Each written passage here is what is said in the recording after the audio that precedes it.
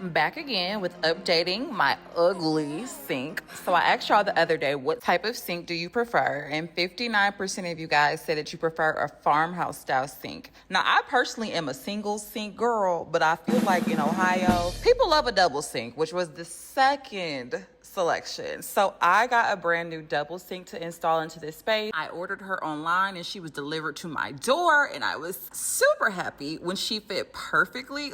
Happy dance. Now this sink came with really nice strainers, which is a big key for me personally because I hate to touch like sink gunk. And it also came with clips to hook the sink up to the actual counter underneath the sink. Now, when I was taking to loose the first sink, this piece would not come out because this sink is old as hell. So let's remember that.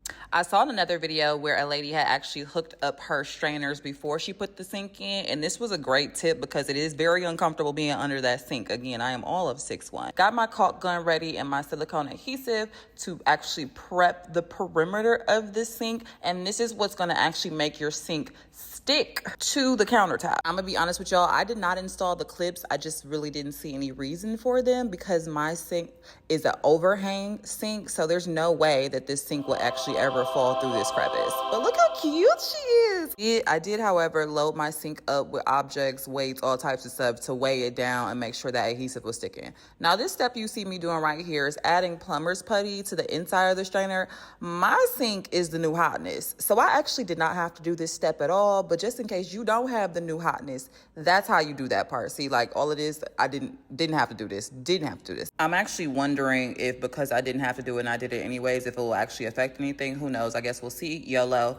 But I love my little strainer basket. So cute, and you don't have to get your hands dirty. I actually was missing a couple pipes because remember that last pipe would not come out the old sink. So me and Brickle will walk to our local hardware store to pick up some new pipes. And if this was a movie, this was where you would hear the dum dum dum. Because this is when stuff really got tricky for your girl, okay? Because my old sink sat further up than my new sink, there was no way possible for me to get my old pipe set up to actually fit. I pulled out my miter saw. I was cutting, y'all, trying to figure it out and piece it together. It absolutely would not work. I literally played around with this sink for 2 days trying to get these pieces to fit, and I just had no luck. So I ended up actually having to call a plumber to finish this setup, but I still saved so much money just even installing and ordering everything myself. So just like Craig Daddy said in Friday, you win some, you lose some, but you live to fight another day. And I'm so happy with how my new sink turned out. She is just gorgeous and a major upgrade from what she was before. So what do we think? Do we love her? Stay tuned for more as I continue to update this ugly kitchen.